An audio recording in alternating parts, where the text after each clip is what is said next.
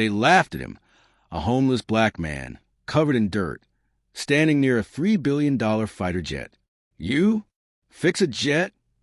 One mechanic joked, and the whole hangar burst into laughter. But within hours, that same man would do the impossible. Repair a machine that the world's top engineers couldn't even start. No one knew this man wasn't just any drifter. He was a forgotten genius who built that jet years ago, before tragedy tore his life apart. And when fate gave him one final chance, he didn't just fix the aircraft. He rebuilt his destiny. This is a story of redemption, resilience, and a man who rose from the streets to silence an entire nation with a single act of brilliance. Stay till the end, because what happens next will restore your faith in second chances. Welcome to BrainFuel, where every story lights a spark inside you. Here, we share tales of courage, hope, and a human spirit. Stories that prove greatness can rise from anywhere. Like, subscribe, and let's fuel your mind one story at a time. You? Fix a jet? Don't make me laugh. The laughter echoed to the massive military hangar, bouncing off the steel walls like thunder. A few mechanics leaned against their toolboxes, wiping grease from their hands, shaking their heads in disbelief. The morning sun cut to the hangar doors, casting long shadows across the floor, where a single man stood, barefoot, unshaven, and dressed in a tattered coat that looked older than the aircraft itself. That man was Malcolm Reed.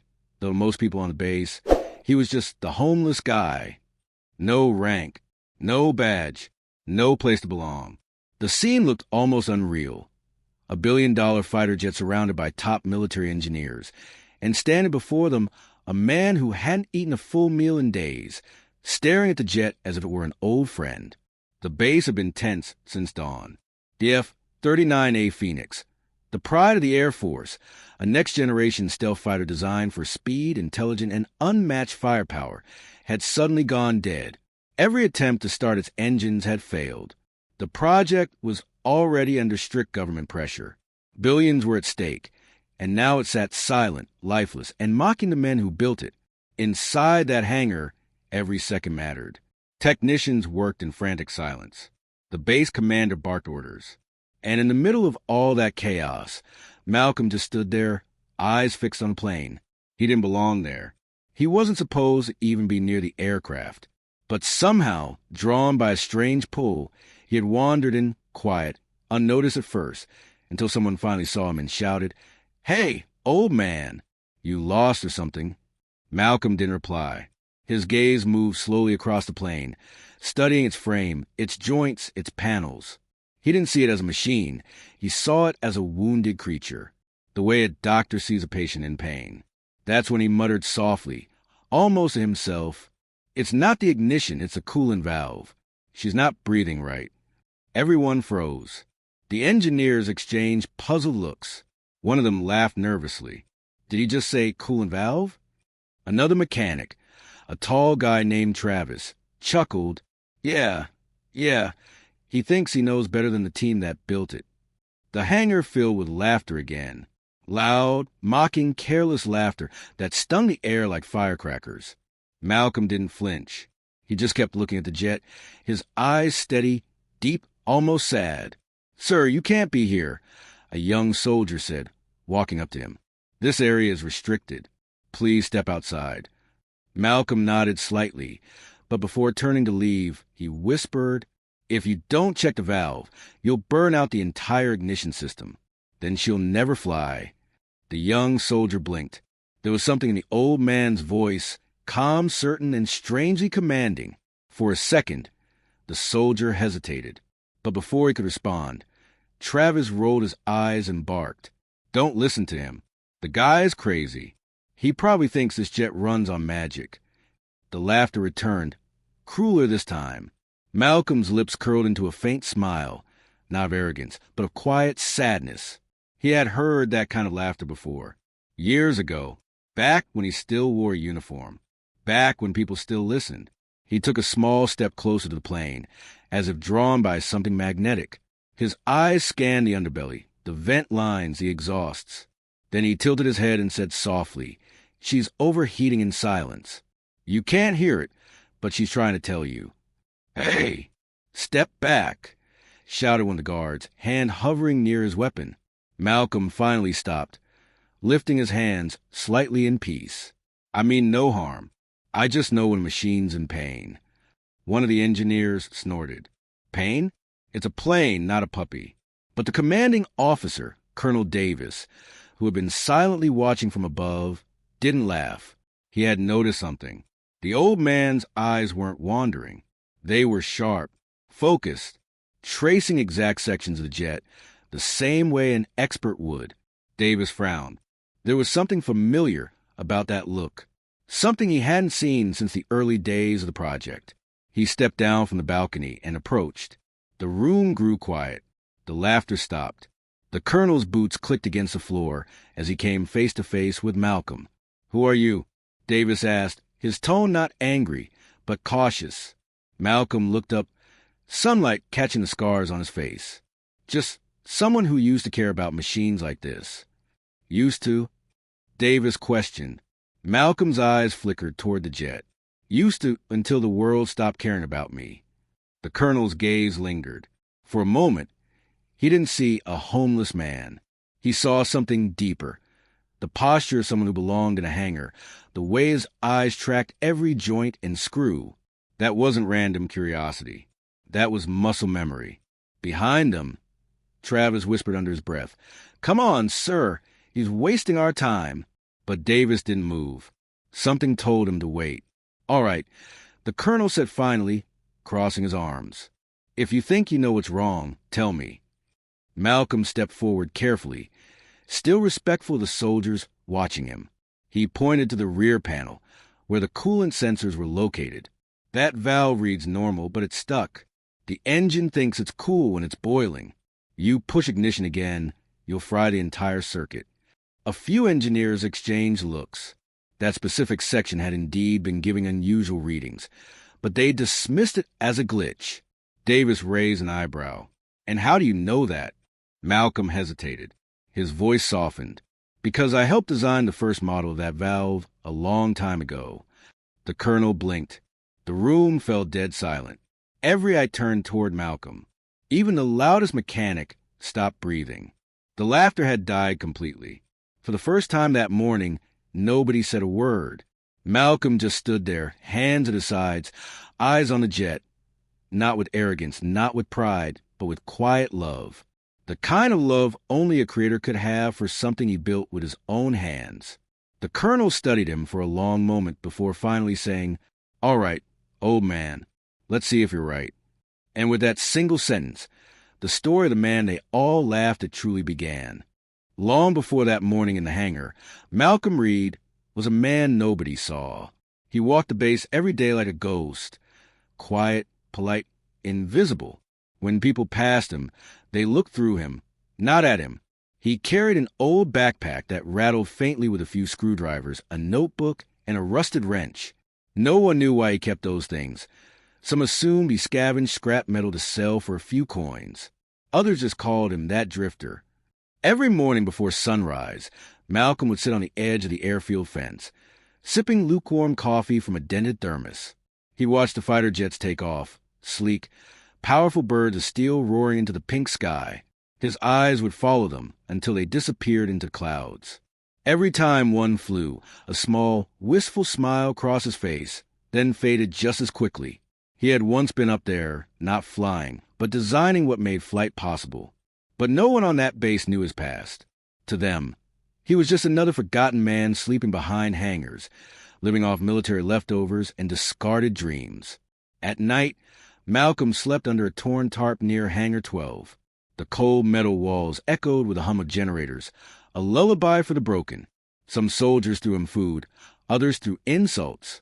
He never reacted to either. He simply nodded, whispered a quiet thank you, and went on sketching something on his little notebook. Pages filled with drawings of engines, wiring systems, and handwritten formulas only he understood. That notebook was his treasure, the last piece of who he once was. Years ago, Malcolm Reed wasn't homeless.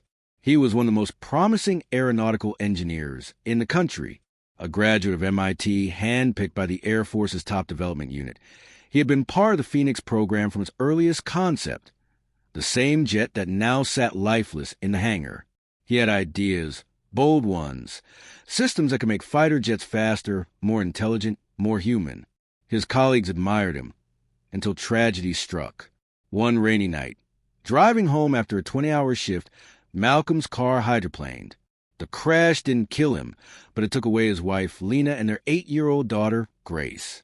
He spent weeks in the hospital, staring at the ceiling, listening to the silence that used to be filled with laughter.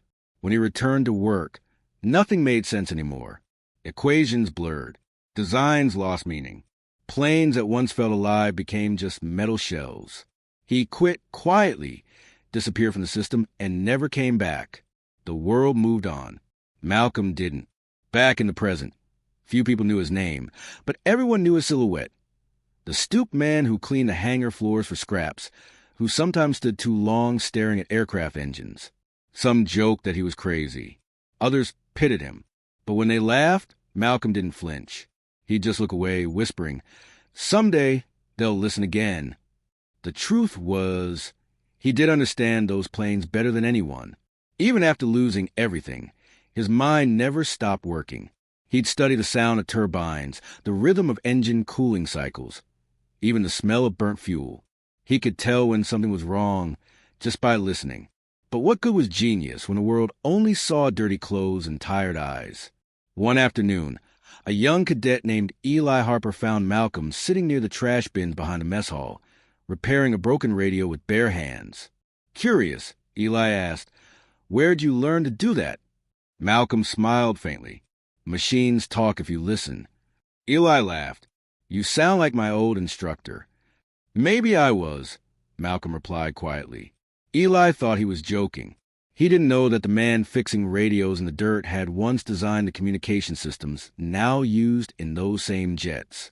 Eli gave him a sandwich and left, but something about Malcolm stayed in his mind. Later, when Eli told his friends about the homeless guy who talks to machines, they laughed, but he didn't. He had seen something in the old man's eyes. Not madness, memory. Each night, Malcolm returned to Hangar 12. Even when the guards chased him away, he'd wait until the lights dimmed, then sneak closer, watching the technicians through the windows. He didn't steal. He didn't speak. He just observed, quietly tracing every move they made, correcting them in his head, whispering solutions no one would ever hear. Sometimes he'd sketch new modifications of the jet he once helped design, as if still part of the team. But when dawn came, he'd close his notebook, hide it inside his coat, and disappear before anyone saw him. Then came the day of the malfunction, the day that would change everything. Malcolm had been sitting near the hangar gate, trying to warm his hands around a small fire made from cardboard. He heard shouting, metal clanging, radios buzzing. Something was wrong. He got up and peered through the open hangar doors. The Phoenix F-39A stood there surrounded by frantic engineers. Alarms blared. Sparks flashed. It looked almost wounded. Malcolm's heart ached. He had seen that jet grow from a design sketch to the real thing. To him, it wasn't just a machine. It was his daughter's dream made of steel. He'd once told little Grace, "One day, sweetheart, Daddy's planes will fly higher than the clouds you draw."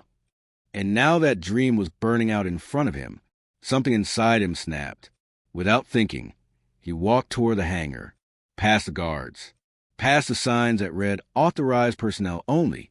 His steps were slow but sure, as if destiny itself guided him. People shouted. Someone tried to stop him. But Malcolm's focus was locked on the jet. When he spoke, "It's not the ignition. It's the coolant valve misreading temperature." The words came not from a stranger, but from a creator. For the first time in years, his voice carried authority. He wasn't just the homeless man anymore. He was Malcolm Reed, engineer, builder, father, dreamer. But no one knew that yet. To them, he was still the man no one noticed. Not yet the man who would shock the world. Not yet the man who would fix what billions couldn't. Not yet the man whose redemption was written in bolts and fire. That moment, the laughter, the disbelief, the quiet certainty in his eyes, was the start of something that neither the Air Force nor the world would ever forget. Because before he became the man who repaired the $3 billion fighter jet, He was simply the man everyone ignored. And that's where heroes are often found, not in uniforms or offices, but in the silence, waiting for one chance to be seen again. The roar of the jet engine was supposed to echo across the desert that morning. Instead, there was only silence. Heavy, suffocating silence. Inside Hangar 12, the pride of the U.S. Air Force, the F-39A Phoenix, stood motionless, wings glinting under fluorescent lights. The jet was more than a machine. It was the future of aerial warfare, sleek, stealthy, faster than anything that had ever touched the sky. It was a symbol of dominance, a $3 billion masterpiece of engineering and power. But now it refused to move. Its systems were dead. No ignition, no response, no sound except for the faint ticking of cooling metal. The team of top engineers surrounded it, frustration painted across their faces. Sweat rolled down their temples. Cables snaked across the floor, monitors blinked with red warnings, and the air smelled faintly of burnt insulation. "Reboot it again," the chief technician, Travis, barked, slamming his tablet. "I want every system reset." "Already did, sir," replied a young engineer nervously. "Power grid still unresponsive. We're getting no signal from the central AI module." Travis cursed under his breath. "We're losing daylight. If that bird doesn't fly by noon, the colonel's going to have our heads." Everyone knew what was at stake. The Phoenix Project had been years in the making, a secret collaboration between top scientists and the military. Billions of taxpayer dollars, endless hours, classified research, all leading up to this one crucial test flight. If it failed, the program could be scrapped. Entire careers would vanish overnight. And it wasn't just about money. The F-39A was meant to be the ultimate deterrent, a symbol of technological superiority in an increasingly unstable world. If the test didn't go as planned, rival nations would have their headlines by evening. America's superjet grounded before takeoff. No one wanted to imagine that headline. The base commander, Colonel Davis, paced the hangar floor with his hands clasped behind his back. Every few minutes, he stopped to watch the crew argue over readings and diagnostics. His patience was running thin. "Talk to me, Travis," he said, his voice low but sharp. "Why is my jet sitting there like a dead bird?" Travis sighed heavily. "Sir, we've checked everything. Power flow, cooling system, ignition sequence. It all looks fine, but something isn't communicating with the central command unit." Davis's eyes narrowed. "You're telling me a $3 billion aircraft looks fine but won't start?" Travis swallowed. "Yes, sir." The colonel exhaled slowly, his jaw tightening. Unacceptable. He turned toward the towering jet, the pride of the nation, sitting lifeless like a monument to failure. The metallic skin shimmered under the light. Flawless. Perfect on the outside. But inside, something was broken. Something no one could see. Outside, the desert wind howled against the hangar doors, carrying dust and heat. Inside, the atmosphere was just as dry, filled with the sound of failed startups and the hum of tension. Technicians typed commands into control panels, hoping for a miracle. Each attempt ended the same, flickering lights, then silence. The jet's onboard AI, known as Aura, refused to initialize. The screens flashed a single cold message. System error, coolant override failure. But no one paid attention to that line. They assumed it was a glitch, something the reboot would fix. They were wrong. "Sir," one of the younger engineers stammered, "the CPU temp is rising too fast for a shutdown loop. If we push another ignition, we could short the whole system." Travis snapped. "Then don't push ignition. I said reroute power manually." "But we already did." "I said do it again." The shouting grew louder. Every man in that hangar was an expert. But expertise means nothing when panic enters a room. Colonel Davis watched the chaos unfold, his face unreadable. He had led men through war zones, but this kind of failure, quiet, invisible, technological, felt worse. You can't fight a dead machine. He looked up at the jet again, its nose pointing toward the open sky beyond the hangar doors. "The media's waiting outside," he muttered. "If that jet doesn't lift off, we're done." And that's when he noticed him.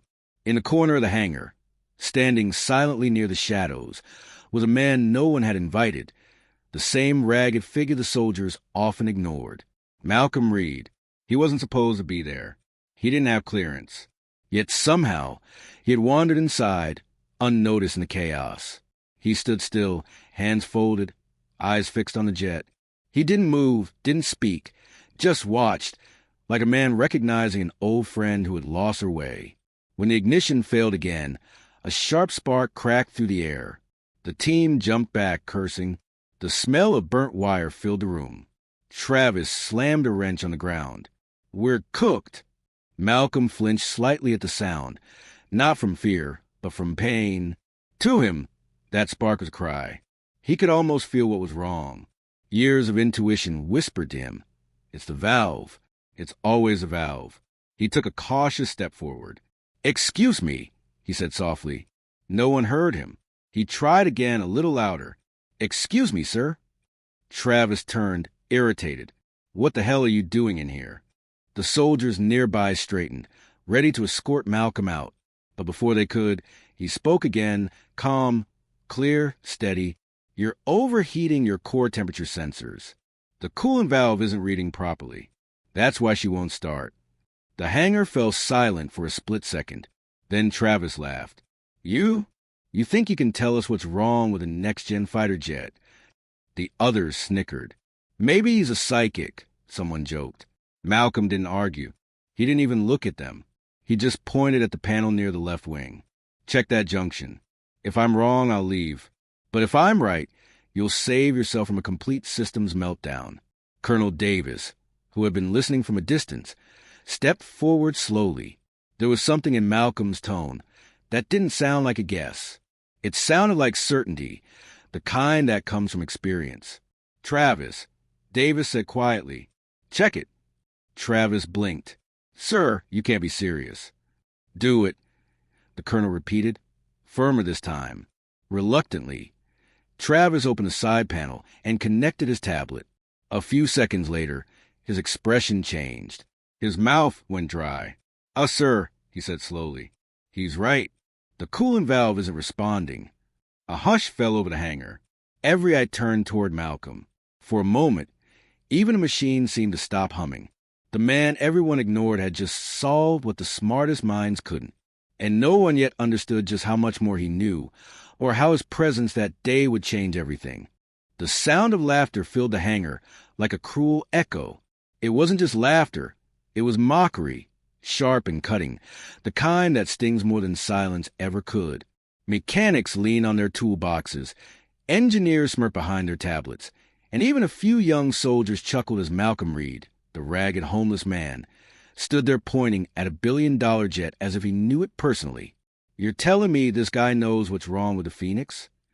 Travis, the head technician, said between laughs. "What's next? Maybe you want to fly it too." The others snorted, shaking their heads. "Man, he probably thinks it runs on batteries." The hangar, moment ago tense with failure, had turned into a stage for ridicule. But through it all, Malcolm didn't move. He didn't shout back. He didn't defend himself. He simply looked at the jet, his expression calm, almost sad, as if their laughter wasn't directed at him, but at something sacred they didn't understand. He stepped a little closer, his voice steady. "It's not the ignition," he repeated softly. "The engine's locking itself because the coolant valve sensor is misreading the temperature." "Hey!" Travis barked. "I told you to stay back." The soldiers moved toward him, but Colonel Davis raised a hand, stopping them. "Let him talk," he said. His voice was firm, quiet, the kind that demanded respect without needing to shout. Everyone froze. Davis turned his eyes toward Malcolm, studying him carefully. "You seem pretty sure of yourself, old man," he said. "You got any proof to back that up?" Malcolm met his gaze. "Just experience." That word hung in the air like smoke. The laughter resumed, weaker this time but still biting. "Experience?" Travis sneered. "Yeah, right. Maybe experience fixing bicycles behind the gas station." A few chuckles followed. Someone muttered, "He probably found that line on YouTube." But Colonel Davis didn't laugh. His instincts told him something was different about this man, something he couldn't quite place yet. The way Malcolm spoke, the way his eyes followed the jet's structure. It wasn't random.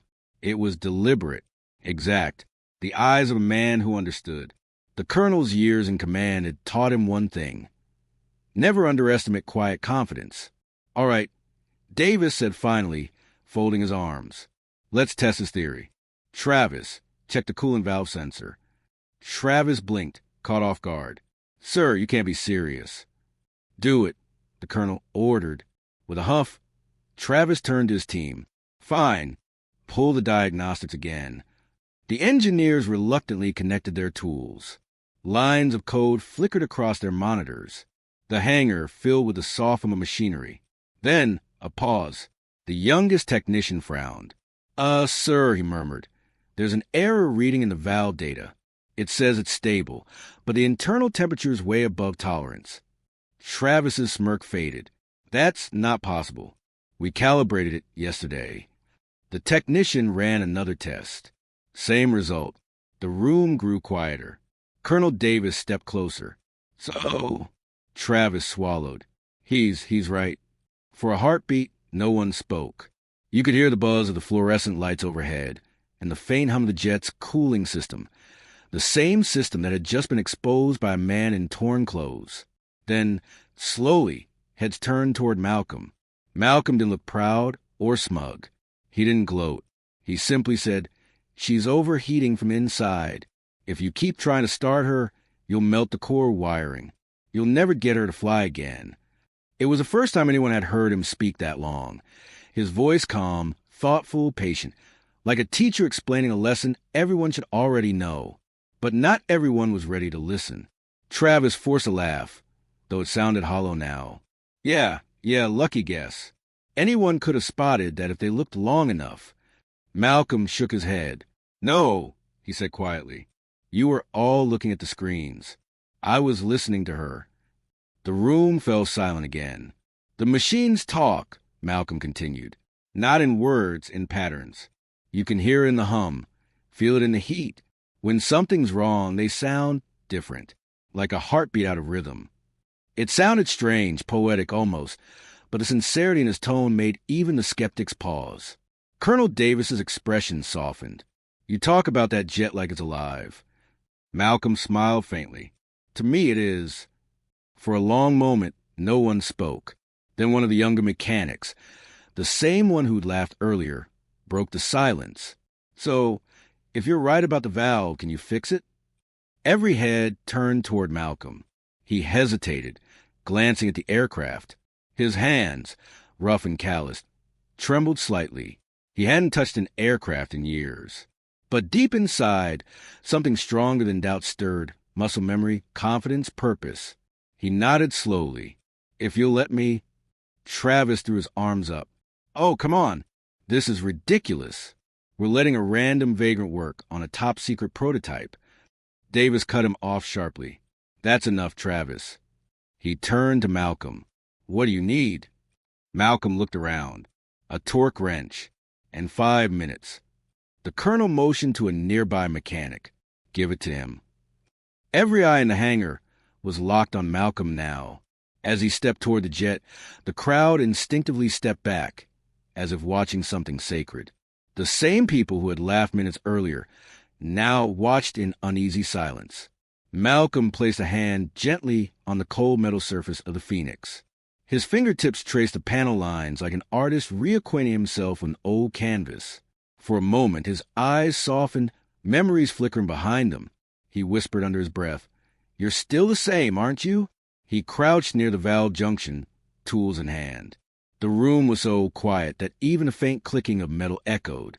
Each twist of the wrench seemed to carry the weight of years, of regret, loss, and forgotten brilliance finding its way back. Travis crossed his arms, muttering, "If he breaks it, I'm not cleaning up the mess." But Malcolm didn't respond. His focus was absolute. His movements weren't random. They were precise, fluid, confident, like someone who had done this 1,000 times before. Finally, he stood up and handed the wrench back. "Try her now," he said simply. Travis hesitated. "You serious?" "Do it," Colonel Davis ordered. The technician pressed the ignition sequence. For a second, Nothing happened. Then the jet's internal systems came alive. Lights flickered, consoles glowed, and the familiar hum of power filled the air. The Phoenix, dead minutes ago, was breathing again. Gasps rippled through the hangar. Travis's jaw dropped. One of the engineers whispered, It's online." Malcolm took a slow step back, his face calm but his eyes glistening faintly. "She just needed someone to listen," he murmured.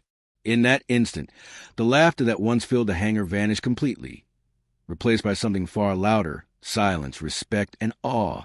The man they mocked had just done what no one else could, and none of them yet realized this was only the beginning. The jet's engines purred softly, like a sleeping beast stirred back to life. For a moment, no one moved. The hangar that had been filled with laughter, doubt, and arrogance was now wrapped in stunned silence.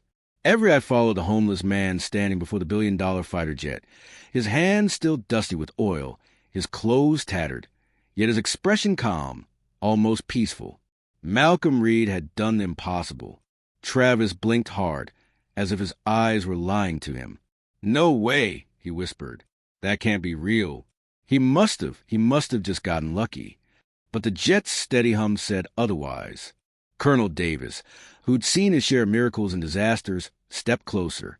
His boots echoed against the metal floor as he circled the jet, eyes scanning every flickering light and panel reading. Everything was perfect, operational. He turned back toward Malcolm. "How did you know?" Malcolm looked up, wiping his hands on a rag someone had reluctantly handed him. She was overheating, because the coolant sensor was reversed. Whoever installed it probably followed the manual, but didn't understand the flow design. Travis bristled. "You saying my team doesn't know how to follow a manual?" Malcolm met his glare, calm but firm. "I'm saying machines don't care about manuals. They care about balance. You can't learn that from a page. You learn from the feel, the sound, the heartbeat." A murmur rippled through the room. The younger mechanics, once laughing, now stood silent, absorbing every word. Colonel Davis studied Malcolm closely. This wasn't just luck. The precision, the language, the way he spoke. It was the voice of a man who had been here before. "Who are you, Mr. Reed?" he finally asked. Malcolm hesitated. For the first time, his confidence wavered. He lowered his gaze. "Just someone who used to build things a long time ago." The colonel folded his arms. "Used to?" Malcolm nodded slowly. "Before life decided it didn't need me anymore." It wasn't a bitter statement, just a fact, spoken softly. And in that single line, the hangar full of soldiers and engineers saw something beyond the dirt on his clothes and the scars on his hands. They saw a man who had fallen, but not broken. Travis, however, wasn't ready to let go of his pride. He stepped forward, voice sharp. "Colonel, with all due respect, we can't just let some random drifter start touching classified equipment. He could be lying, or worse, he could be a security risk." A few others nodded, murmuring in agreement. Colonel Davis didn't respond right away. He just looked at Malcolm, who stood quietly by the jet, waiting, not begging, not defending himself, just waiting. Then Davis said something no one expected. "Maybe the real risk is ignoring someone who just did what none of you could." The words hit the hangar like thunder. Travis's jaw tightened. "Sir, you can't be serious."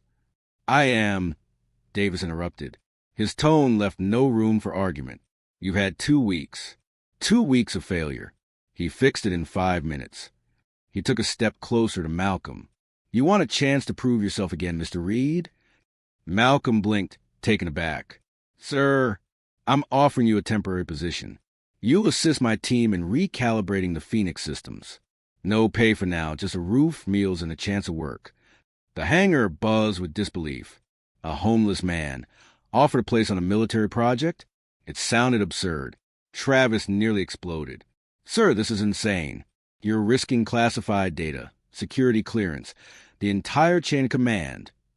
"Enough, Travis," Davis snapped, his voice echoing across the hangar. "You're forgetting what this job is about. Results. And this man just delivered one when none of US could." The colonel turned back to Malcolm. "Well, do you accept?" Malcolm stared at the colonel, eyes flickering with something long lost. hope, but along with it came fear. He'd been burned before. He'd trusted systems, institutions, people, and they'd all turn their backs when he fell. I don't know, sir, he said quietly. It's been a long time since anyone trusted me with anything. Colonel Davis's tone softened. Then let's start there. I trust you. Those words, simple, powerful, hit Malcolm harder than any applause could. The room was dead silent. Even Travis, fuming, couldn't find words. After a long pause, Malcolm nodded. All right, I'll help. Later that night, after most of the crew had gone, Malcolm was shown to a small supply room on the far side of the hangar, clean enough, with a cot and a blanket.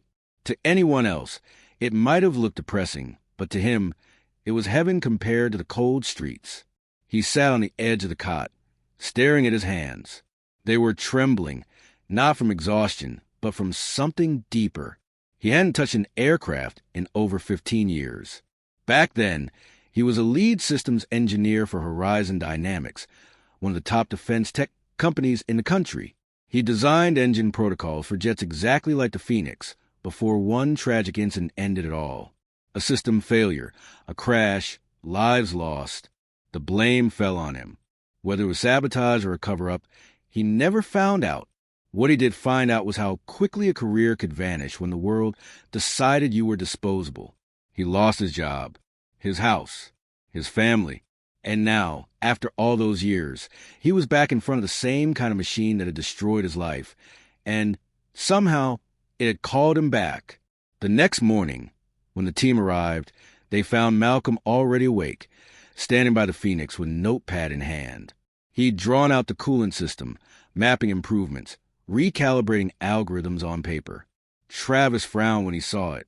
You think you can redesign our jet with a pencil? Malcolm didn't look up. The pencil's the easy part, he said. The hard part is convincing you to see what's already broken. Colonel Davis, who had just walked in, smiled faintly. Then convince us. Malcolm took a deep breath and began explaining. He talked about micropressure faults, outdated sense of logic, overlooked heat flow, terms so specific that even the engineers had to double-check their manuals to follow. And as he spoke, something shifted. The man they had mocked just hours ago was now commanding their attention. The hangar, the same one that laughed at him, was now listening. Travis still wasn't ready to accept it. But even he couldn't deny what he saw. Malcolm Reed was no drifter. He was a man reborn, and the Phoenix, fittingly, was his mirror. As Malcolm finished his presentation, Colonel Davis nodded. All right, Mr. Reed, you've got your chance. Let's see if you can keep that jet flying. Malcolm smiled faintly, eyes gleaming. Oh, she'll fly, he said. But not because of luck. Because someone finally remembered how to listen. And for the first time in years, Malcolm Reed didn't feel like a ghost anymore. He felt alive. The hangar buzzed with quiet energy that morning. Everyone was focused, but not because of the colonel's orders. It was because of Malcolm Reed, the man who'd once been laughed at was now the center of attention.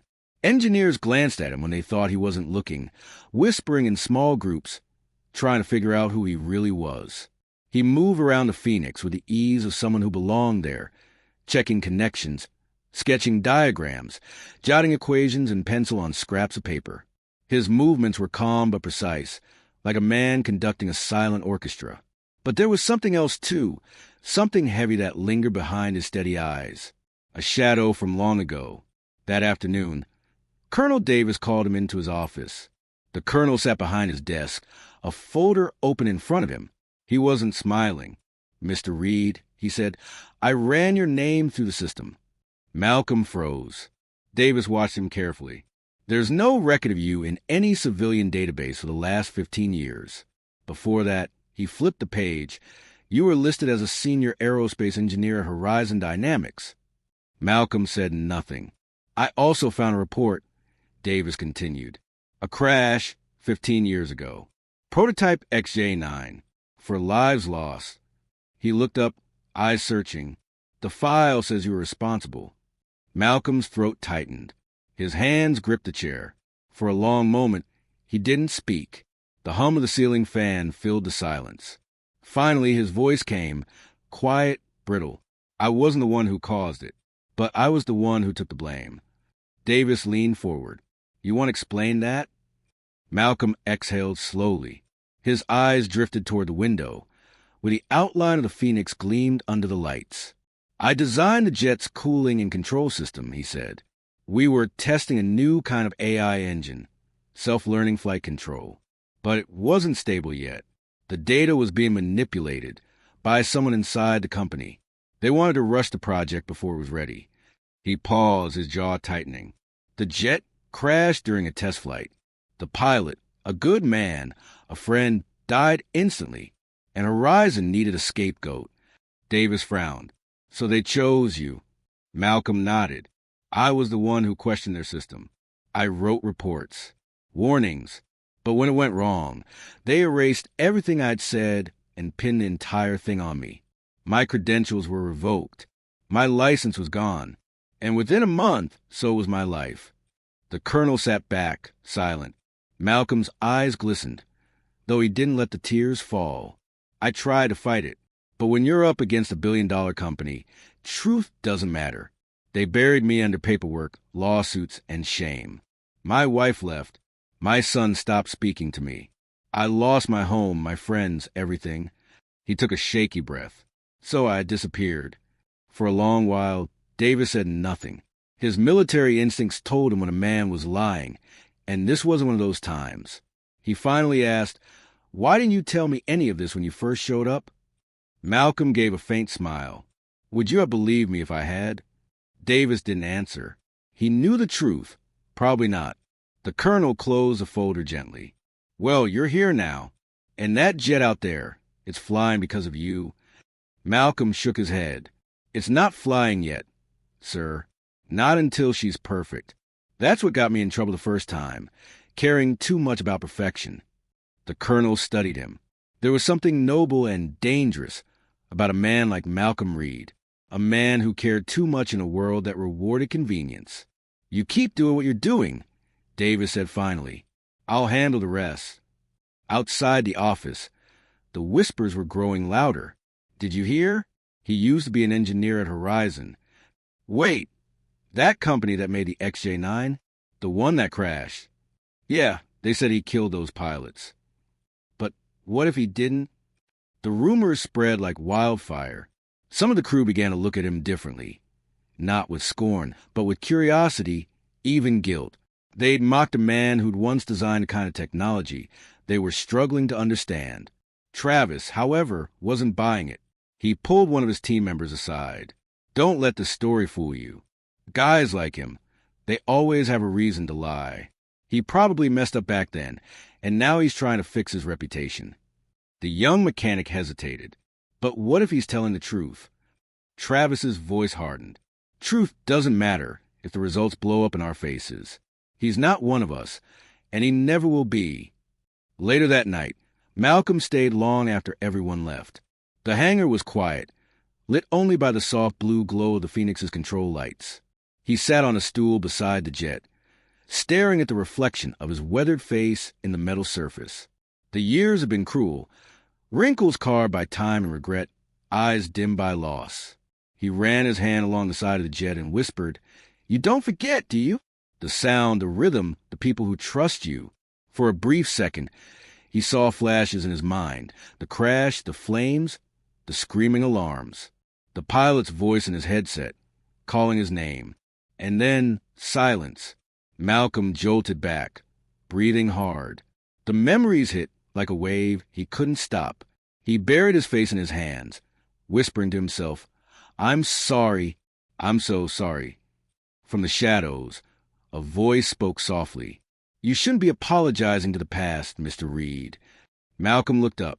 Colonel Davis stood at the doorway, arms folded. You should be making peace with it. Malcolm forced a faint smile. Easier said than done, Colonel. Davis stepped forward. Maybe, but men like you, men who've fallen, sometimes get one last chance to make things right. He looked at the Phoenix. And I think this might be yours. Malcolm followed his gaze to the jet, his creation's twin, his redemption's mirror. I just don't want to fail again, he said quietly. Davis smiled faintly. Then, don't. When the colonel left, Malcolm turned back to the Phoenix. For the first time, he felt something shift inside him. Not just guilt, but purpose. He touched the jet's nose gently, as if shaking hands with destiny itself. "Let's fix what they broke," he whispered. Together, the jet's lights flickered, a tiny mechanical heartbeat, as if it was answering back. And that night, under the cold steel lights of the hangar, Malcolm Reed, the forgotten engineer, the outcast, the ghost, began his journey toward redemption. He didn't know it yet, but the past he'd spent years running from was about to collide head-on with his future. And this time, the whole world would be watching. The Phoenix hung in the center of the hangar like a sleeping giant, sleek, powerful, and almost ready to fly.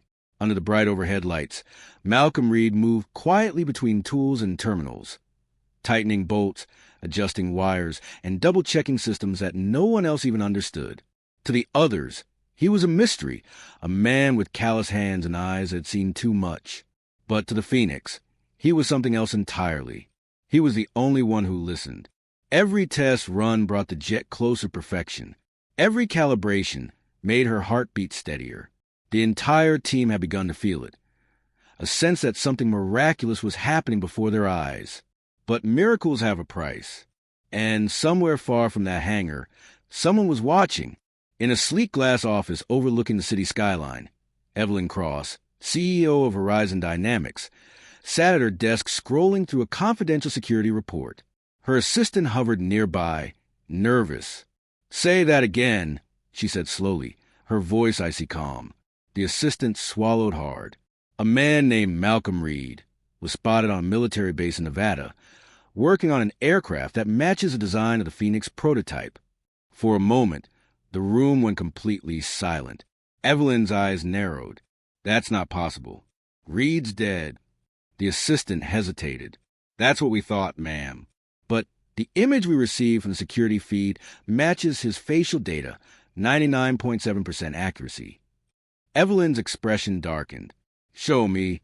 He tapped a button, and a photo appeared on the wall screen, grainy but unmistakable. A bearded man, older, worn, but with those same sharp eyes. Evelyn stared at it for a long moment, then whispered, "So the ghost crawls out of his grave." 15 years ago, she'd been the one who buried Malcolm Reed. Not with dirt, but with lies. He'd been her biggest threat, the only engineer who dared to question her company's reckless ambitions. When the XJ9 prototype crashed, she'd made sure the blame fell on him. Now he was alive, and worse, he was working on a military project that could expose everything she'd done. Evelyn turned to her assistant, her voice cold and precise. "Find out what he's doing there, who's backing him, and if he's talking to anyone from the press or the Pentagon, I want to know before breakfast." "Yes, ma'am." She stood and walked to the window, staring out over the glittering city. "If he's really back," she said softly, "then we'll have to remind him why he should have stayed buried." Back at the base, Malcolm was unaware of the storm forming miles away. He was in his element again, surrounded by blueprints, data streams, and the comforting hum of machinery. Colonel Davis stood nearby, watching him work. "You don't sleep much, do you?" Davis asked. Malcolm smiled faintly, without looking up. "Machines don't wait for sleep, Colonel." Davis chuckled. "You're rebuilding that thing like it's your child."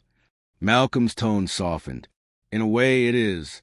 Everything I lost, everything they took, this jet gives me a chance to fix it." The colonel nodded thoughtfully. "Let's make sure no one takes it from you this time."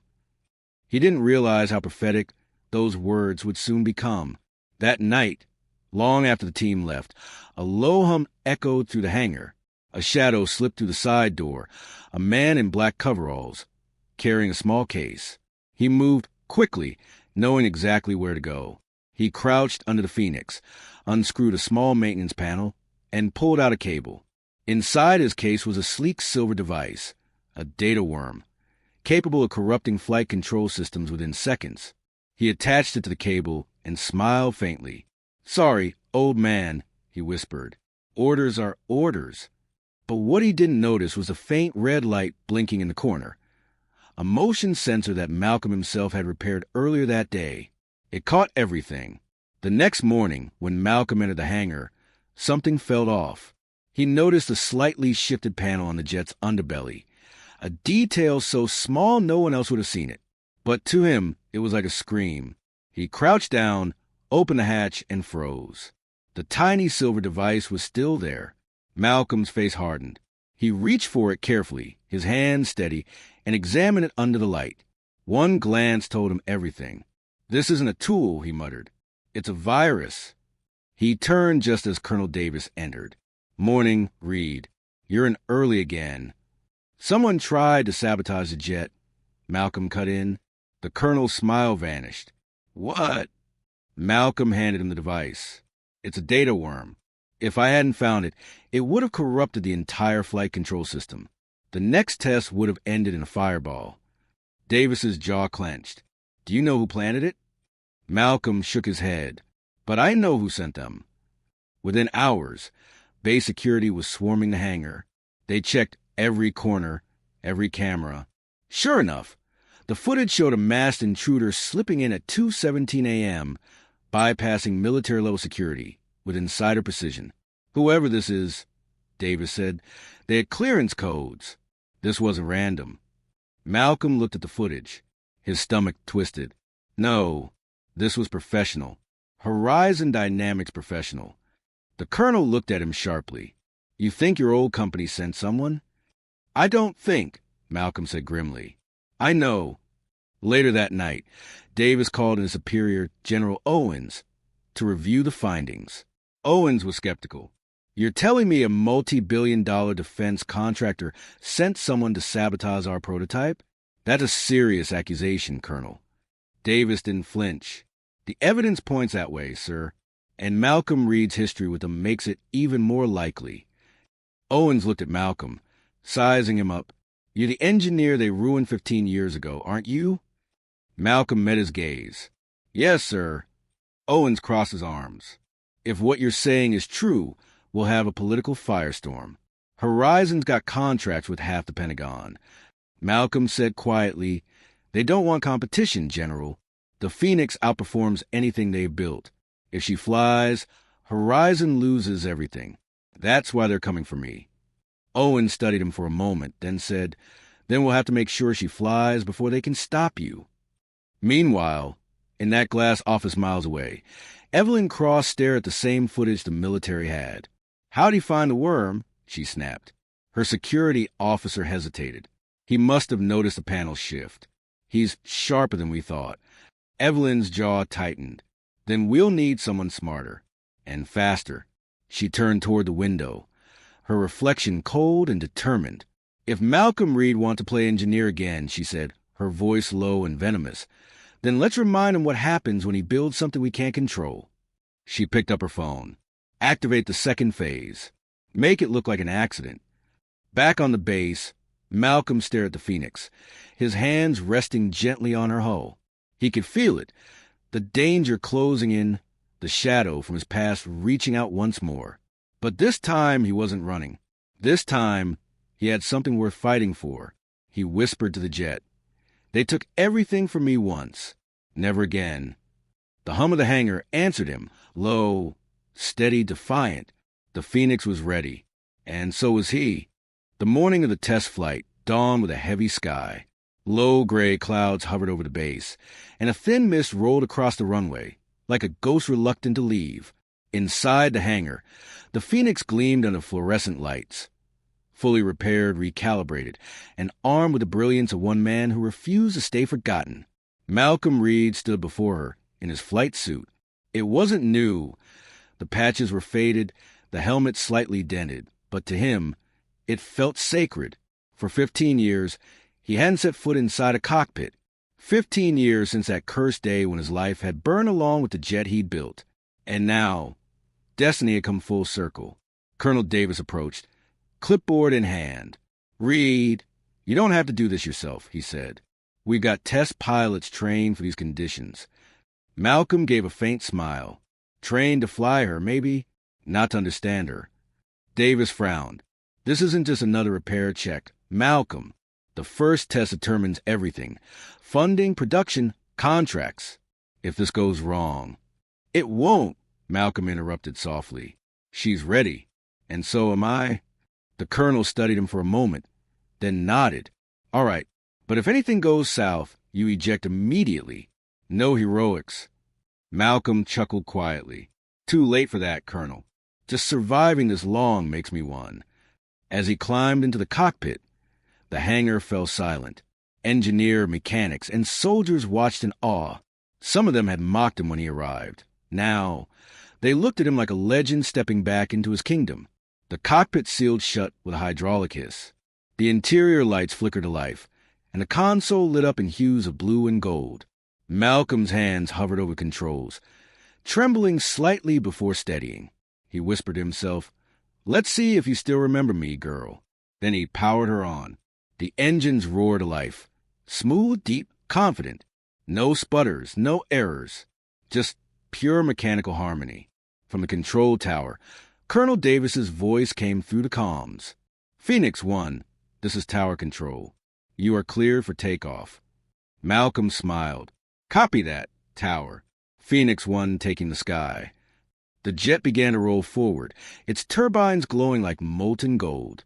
As it gained speed, the wheels lifted off the ground, and in an instant, after 15 long years, Malcolm Reed was flying again. The Phoenix climbed to the mist, breaking into the open sky. Sunlight hit her wings, and she shimmered like liquid fire. The base erupted in cheers. Inside the cockpit, Malcolm laughed, an unrestrained, joyous sound that had been buried for years. "You still got it. Oh, girl, you still got it." He guided the jet into a wide arc, testing control systems, running diagnostics manually. Every gauge responded perfectly. Every system hummed in balance. Down below, Colonel Davis watched the monitor. Stabilizers looked solid. Engine temps nominal. He did it. But even as he spoke, one of the younger technicians frowned at a blinking line of code on his screen. Sir, I'm picking up something strange in the data link." Davis turned. "Define strange." "It's a remote command signal. Not ours." The colonel's face hardened. "Trace it." High above the clouds, Malcolm's radar flickered for a moment. He frowned. "What the—" A warning light flashed. "Control path override detected." Malcolm's heart dropped. "No, no, no." In Horizon Dynamics headquarters, Evelyn Cross watched the secure terminal. Her lips curled into a cold smile. "Let's see you survive this one, Malcolm." Her operative beside her typed rapidly. "Override sequence activated. Flight controls will seize in 30 seconds." Back in the cockpit, the Phoenix's systems began to glitch. The throttle stiffened. The navigation display flickered. Malcolm's headset buzzed with static. "Colonel, I've got interference," he said, voice tight. "Control inputs are locking." Davis barked orders into the mic. "Malcolm, listen to me. Override manually.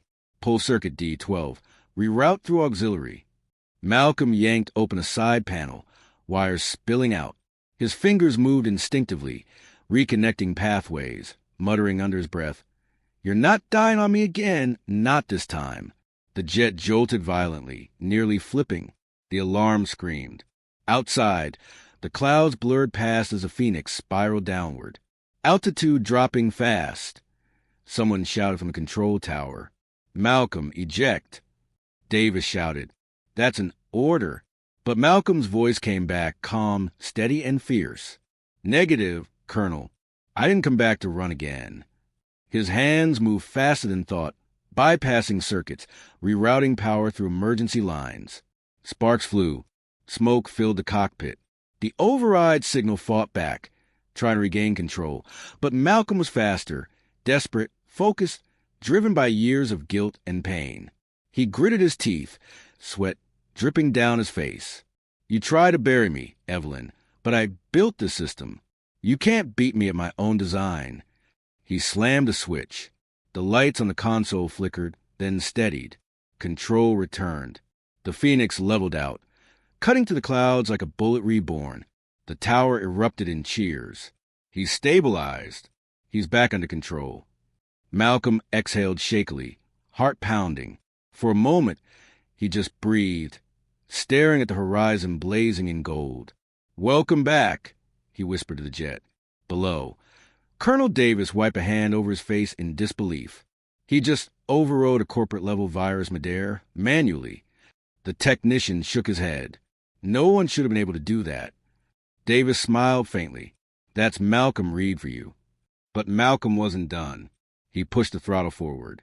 The engines roared again, louder, more powerful than ever. He guided the Phoenix into a climb, higher and higher, slicing to the clouds until the world below was just a blur. At 30,000 feet, he whispered, "Let's finish what we started." He performed a series of high-G maneuvers, rolls, dives, and sharp ascents, the kind of test pilots dream of but rarely attempt. The Phoenix responded flawlessly, every turn a testament to her rebirth and his. From the tower, they watched in awe as the jet danced across the sky like fire itself. After nearly an hour in the air, Malcolm began his descent. As the Phoenix touched down, her wheels kissed the runway with a soft screech, then slowed to a stop. The hangar erupted in cheers and applause. Mechanics hugged. Engineers shouted. Some even cried. Colonel Davis sprinted toward the cockpit as it opened. "Reed, you crazy son of a gun, you did it!" Malcolm climbed out slowly, every muscle trembling. His face was streaked with sweat and smoke, but his eyes were alive again. He smiled faintly. "Told you she could fly." Davis clapped him on the shoulder. "You didn't just make her fly, Malcolm. You made history." As the celebrations continued, Malcolm looked back at the Phoenix, her engine still ticking with heat. He whispered softly, "You rose from the ashes just like me." But even in that moment of triumph, he knew this wasn't over.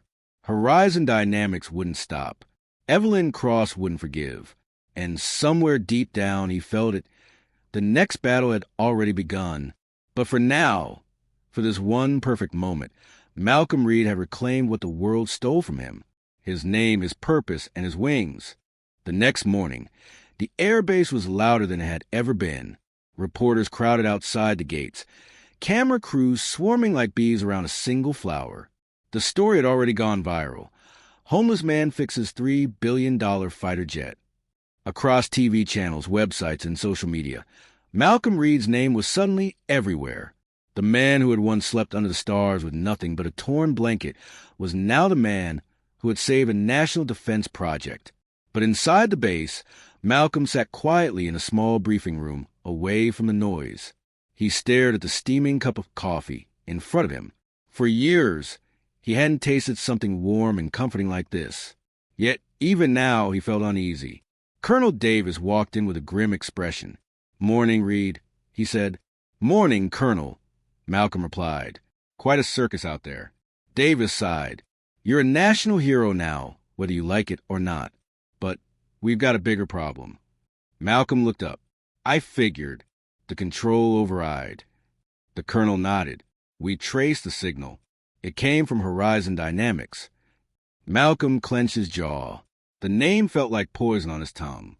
Horizon, the corporation that had built the Phoenix Project years ago. The same company that had fired him, buried his designs, and ruined his reputation. And at the center of it all was Evelyn Cross, the executive who once promised him success and gave him betrayal instead. The investigation begins. Later that day, Davis called a press conference. Reporters filled the hangar, microphones flashing. "Ladies and gentlemen," he began. "Yesterday, the Phoenix F-39 had made its first successful test flight, thanks to a man most of us overlooked, Malcolm Reed." The crowd erupted in applause. Cameras turned toward Malcolm, who stood shyly at the side, head slightly bowed. "But," Davis continued, "what you don't know is that during that flight, an external override signal nearly caused a catastrophic failure." Gasps filled the room. "This was no accident," the colonel said firmly. "It was sabotage." Every reporter began shouting questions, lights flickering wildly. Davis raised a hand for silence. "We've traced the interference to Horizon Dynamics. A full federal investigation has been launched." At that moment, Malcolm finally lifted his head. His calm, steady voice cut through the chaos. "They tried to destroy me once," he said. "This time, they tried to destroy the truth. But the Phoenix wasn't built to die. Neither was I." The room went silent, then erupted again, louder than before. the corporate panic. At Horizon Dynamics headquarters, the mood was far from celebratory. In her glass office overlooking the city, Evelyn Cross stared at the news broadcast on her giant screen. Her perfectly manicured hands trembled as she switched channels, every one of them showing the same headline. Her assistant rushed in. "Ma'am, the Pentagon has frozen all contracts pending investigation. They're demanding access to our internal systems." Evelyn turned slowly, eyes cold. "Wipe everything," she ordered. "Every email, every record, every transfer link to Phoenix. Do it now." The assistant hesitated. "That's illegal, ma'am." Her voice dropped, sharp as a blade. "So is corporate espionage. Get it done." But it was too late. The federal team was already on its way. By evening, black SUVs rolled up outside Horizon's headquarters. Agents stormed in with warrants and sealed the server rooms. Within hours, they uncovered a hidden archive, encrypted files showing years of secret dealings, funding manipulations, and worst of all, the original Phoenix design, signed by Malcolm Reed. The media storm. By nightfall, every news channel in the country carried the story. Horizon Dynamics accused of sabotage and corporate theft. Homeless engineer's original jet, design stolen by defense contractor. The real creator of the Phoenix fighter revealed. Interviews with former engineers surfaced.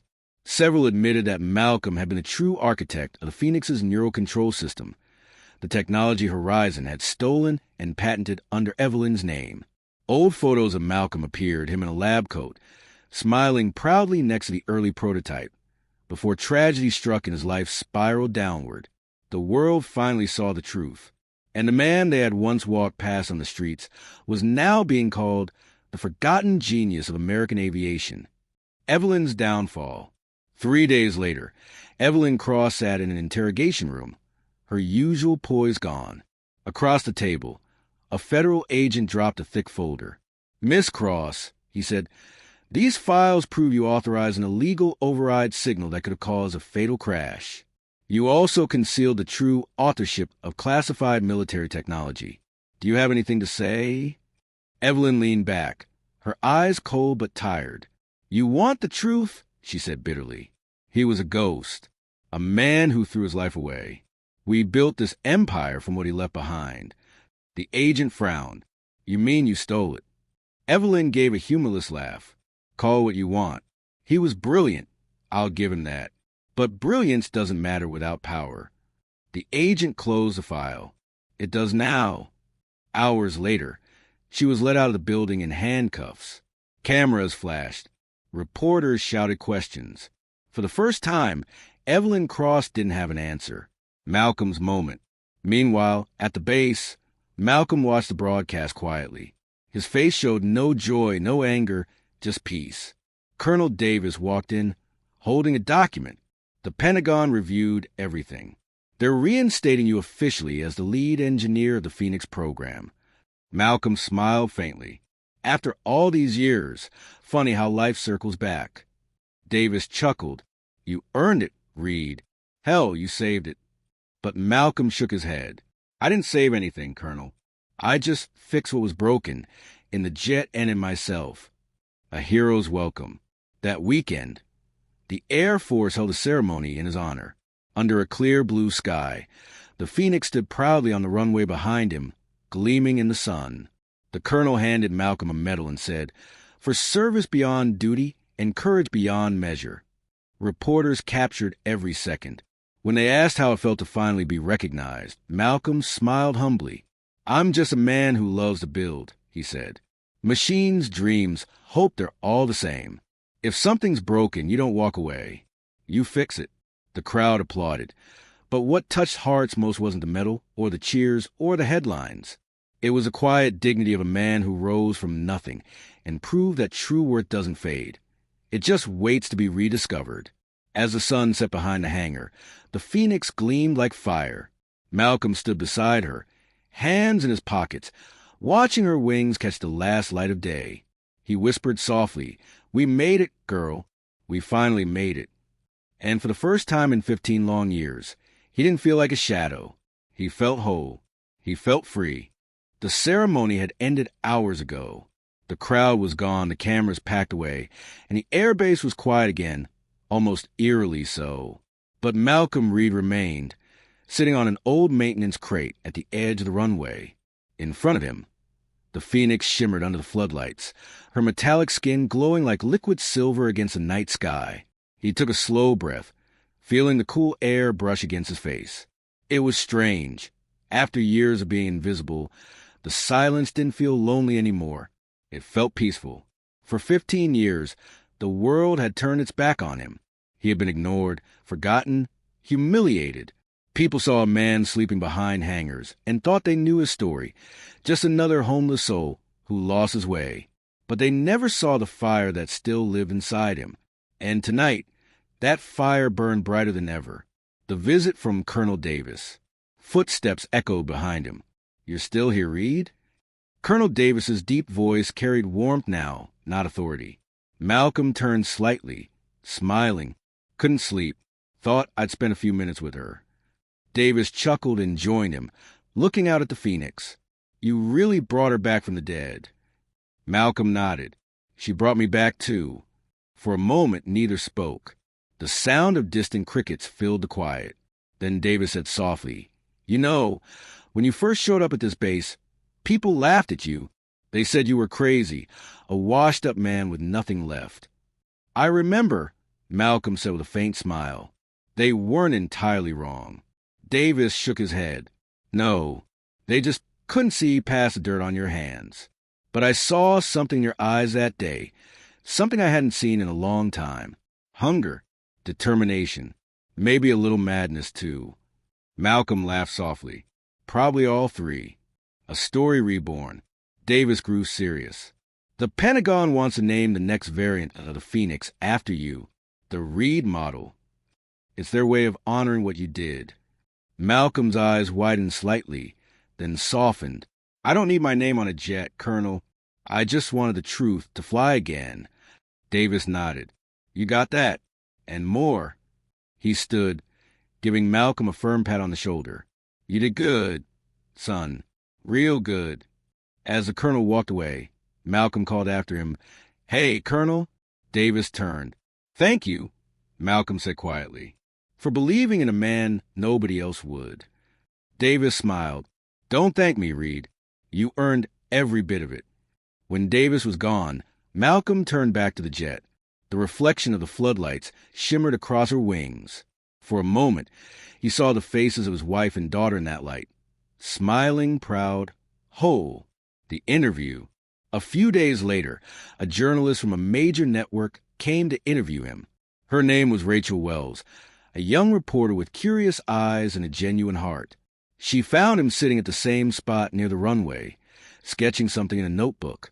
"Mr. Reed," she said, "America wants to hear your story. From you, not from the headlines." Malcolm closed the notebook and smiled. "My story isn't special," he said quietly. "It's just one about breaking and building again." Rachel sat beside him, recorder ready. "What do you want people to take from everything that happened?" Malcolm thought for a long time before answering. "When people fall," he said slowly, "the world doesn't always reach down to help them up. Sometimes it steps right over them. I know that because I've been there. Hungry, cold, forgotten. I used to sit under the same sky, every night wondering if I still mattered." He paused, eyes distant. "But you know what I learned? Value doesn't vanish when you lose everything. It just hides beneath the dirt, waiting for someone, maybe even yourself, to dig it back out." Rachel nodded silently, the weight of his words hanging in the air. "The message," Malcolm continued, voice soft but steady. "They laughed at me because I didn't look like someone who could fix $1 billion jet. But sometimes the ones who've been broken are the best at fixing things, because they understand what broken feels like." He turned to Rachel, eyes glistening. "Don't ever underestimate someone just because life pushed them down.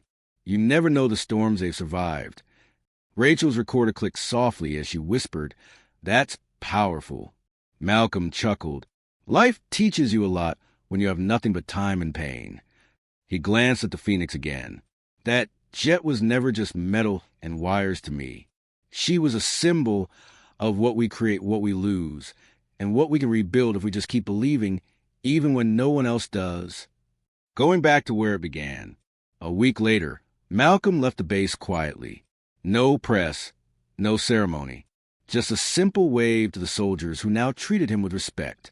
He walked to the edge of town, to the place where it had all begun, the same abandoned lot where he had once slept under broken streetlights. He looked around. The trash was gone. The grass had started to grow again. The world, somehow, looked cleaner. Malcolm knelt down and pressed his hand to the ground.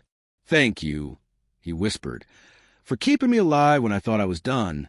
He pulled a small object from his pocket, a bent piece of metal from the Phoenix's old coolant valve, the very one that had started it all. He set it down gently on the ground, like leaving behind a piece of his past. Then he stood up and walked away. The legacy. Months later, the Phoenix Reed model took its maiden flight. Painted on its side were 5 words that Malcolm had written himself. "From ashes we rise again." The moment it lifted off, the world remembered his story all over again. The man who had nothing, who fixed what no one could, who reminded everyone that greatness doesn't need a title or a paycheck. It just needs heart. Malcolm watched from a nearby hill as the jet soared into clouds. His face was calm, his eyes filled with peace.